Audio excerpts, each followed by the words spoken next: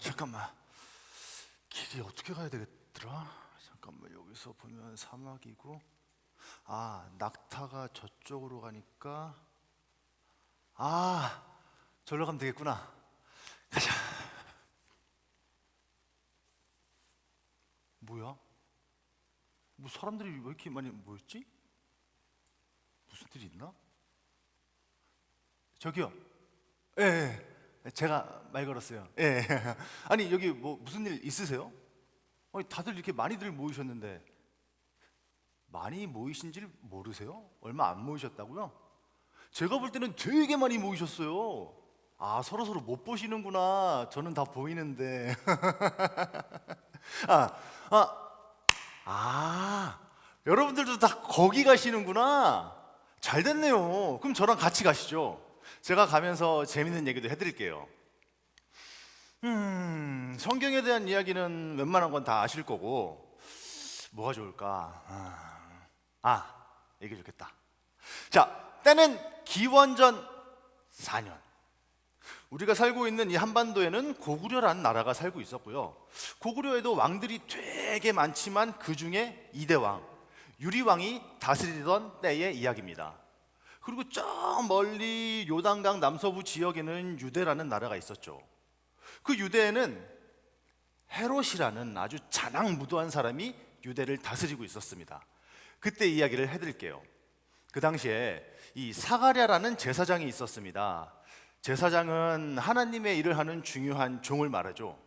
그의 아내 이름은 엘리사벳이었고, 여러분들도 아시는 아론 집안의 후손이었습니다. 이들 부부는 하나님 앞에서 아주 의로운 사람들이었기에 주의 말씀에 따라 순결한 삶을 살고 있었죠. 그런데 이들에게 걱정이 하나 있습니다. 그건 바로 이 아이가 없다는 것이죠. 왜냐하면 엘리사벳이 불임인데다가 또 출산할 수 없는 워낙 고령의 할머니여서 아이를 낳을 수가 없었습니다. 어느 날 사가랴가 제사장으로서 기도하기 위해 성전에 올라갔고, 성전 밖에는 많은 사람들이 사가랴를 기다리면서 기도하고 있었습니다. 그때 주의 천사가 성전 안 사가랴에게 나타났습니다. 사가랴,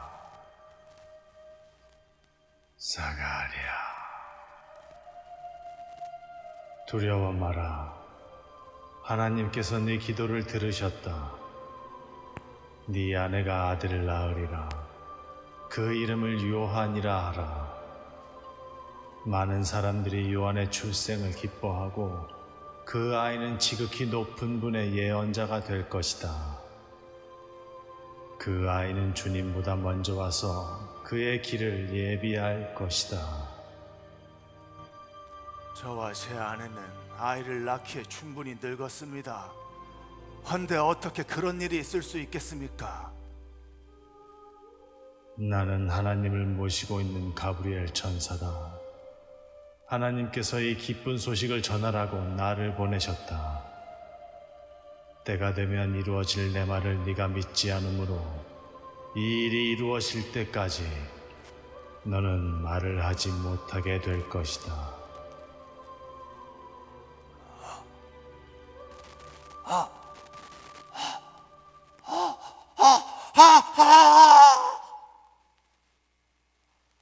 그리고 천사는 사라졌습니다. 사가랴가 성전 밖으로 나와서 이 말을 못하고 있자 사가랴를 기다리던 사람들은 사가랴가 기도 중에 환상을 보았네, 이 정신이 나갔네 말들을 하면서 돌아갔죠. 며칠 후 사가랴의 아내 엘리사벳이 천사의 말대로 임신을 했습니다. 엘리사벳은 고령임에도 불구하고 그토록 원하던 소중한 아기를 갖게 되자 아무에게도 알리지 않고 5개월 동안 숨어서 기도를 드렸습니다.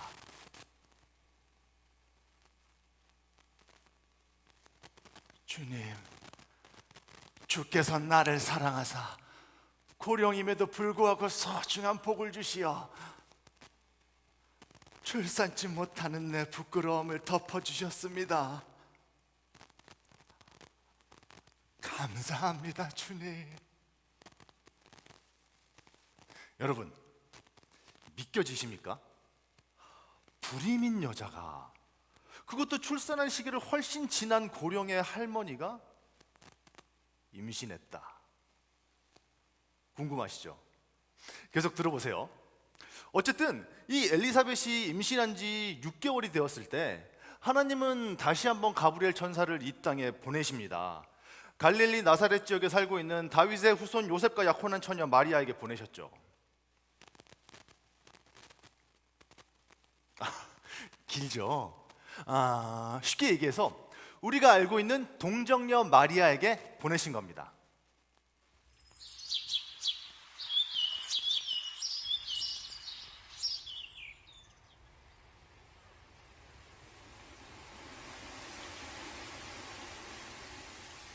은혜를 받은 처녀여, 주가 너와 함께 하신다. 두려워 마라 마리아야. 그대는 하나님의 은혜를 받았다. 그대가 곧 임신하여 아들을 낳을 것이니 그 이름을 예수라 하라. 저는 처녀인데 어떻게 그런 일이 있을 수 있나요? 성령이 그대 위에 임하시고 지극히 높으신 분의 능력이 널 덮으리라. 그러므로 태어나실 분은 하나님의 아들이라 불릴 것이다. 네 사촌 엘리사벳도 노년의 아들을 가졌으니 하나님의 말씀엔 불가능이 없느니라. 말씀대로 이루어지시길 바랍니다.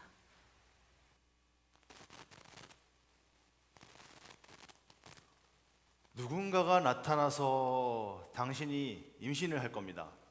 아이를 낳을 거예요. 이렇게 말을 하면 우리는 대부분 어떻게 반응할까요? 무섭겠죠? 나한테 어떤 해코지를 할 수도 있으니까. 그런데 마리아는 어떻게 받아들였을까요? 마리아는 천사가 얘기했던 사촌 엘리사벳이 떠올라 엘리사벳을 찾아갔습니다. 엘리사벳,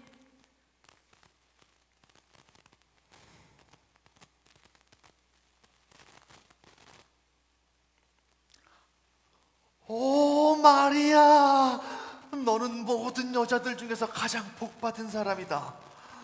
네 뱃속에 아기하고 너에게 복이 있도다. 너의 목소리를 들으니 내 아기도 기뻐하는구나. 내 주의 어머니가 나를 찾아오다니 이 얼마나 영광스러운 일인가. 네 귀한 믿음에 복이 있도다. 엘리사벳, 두려워요. 하나님이 왜 날 택하셨을까요? 보잘것없는 날. 저는 아직 어리고 처녀인 내가 임신했다는 사실이 알려지면, 보세요, 움직였어요. 느껴져요.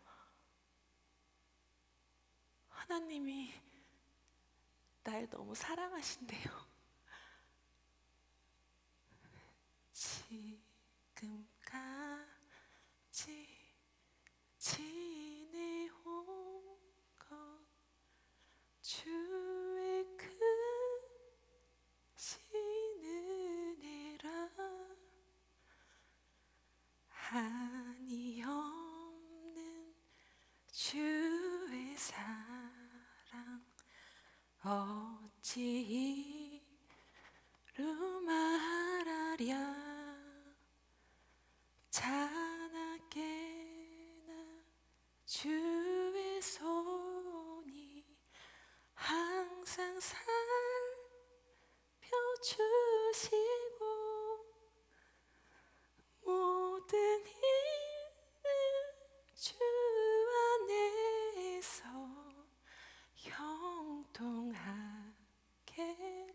하시네. 마리아는 그 후로 엘리사벳과 석 달을 더 같이 지냈습니다. 그들은 함께 먹고 함께 자고 함께 찬양하고 함께 기도하고 함께 하나님의 언약에 대해서 묵상하다 돌아갔습니다.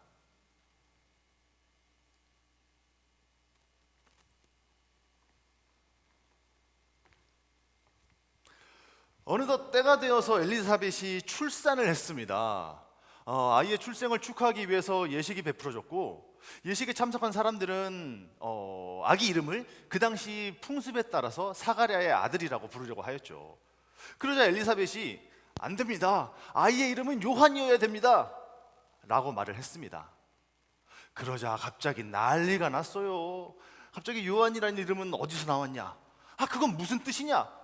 우리 가문에는 요한 이름을 쓰는 사람이 없다 이러면서, 그래서 결국 아이 아빠인 사가랴에게 아기 이름을 어떻게 지으면 좋겠냐고 물었습니다. 사가랴는 그때까지 이 말을 못했기 때문에 바닥에 이렇게 썼습니다. 요, 한. 바닥에 이렇게 두 글자를 쓰는 순간 혀가 풀린 사가랴는 말을 하게 되었습니다. 여러분, 우리가 하루, 아니 이 일주일 정도 말을 하고 살지 않아도 엄청 답답한데, 이 답답함이 한 달, 두 달, 세 달, 네 달, 10달 동안 이어진다면 어떻게 할까요? 그리고 마침내 이 10달이 지나고 나서 이 답답함이 해소되었을 때 거기서 오는 그 벅찬 감동, 감격. 말을 하게 된 사가랴는 아들을 축복하며 하나님을 찬양했습니다. 아들아, 너는 가장 높으신 하나님의 예언자가 될 것이다. 너는 주님보다 먼저 와서 죄를 용서받음으로써 얻는 구원의 길을 백성들에게 전할 것이다. 이 모든 것은 하나님의 자비로 된 것이니 하늘에서부터 떠오르는 태양이 우리를 찾아와 어둠과 죽음의 그들에 사는 사람들을 비추고 우리를 평화의 길로 인도하리라.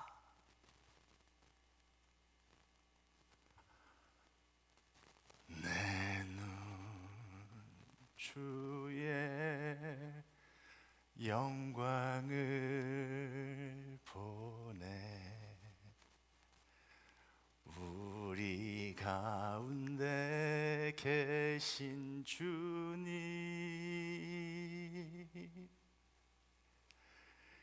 그 빛난 영광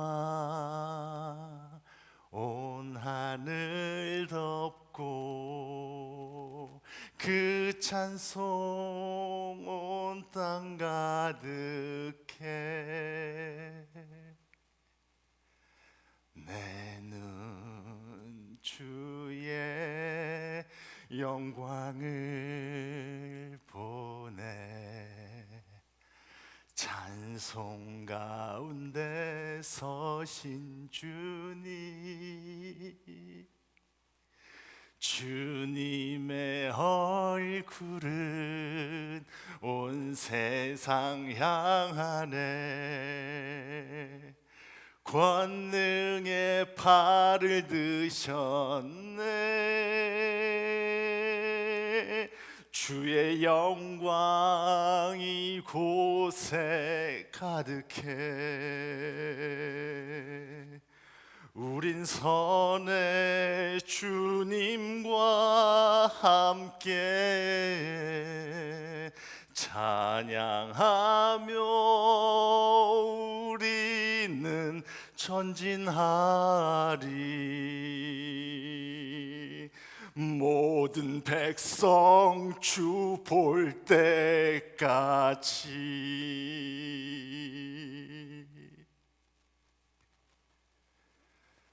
그렇게 그 아이는 무럭무럭 자라 강건해지고 이스라엘 백성 앞에 돌아올 때까지 광야에서 살았습니다. 자, 그럼 여기서 배가 불러서 집으로 돌아온 마리아를 마리아의 가족들은 어떻게 받아들였을까요?